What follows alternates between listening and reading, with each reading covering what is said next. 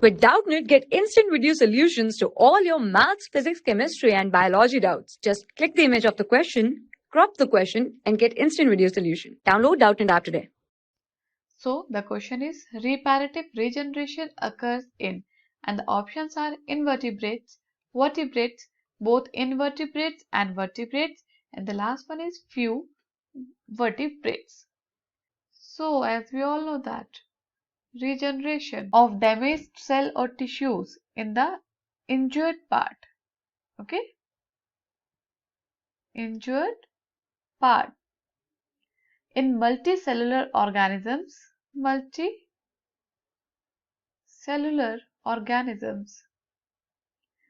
is called reparative regeneration. Reparative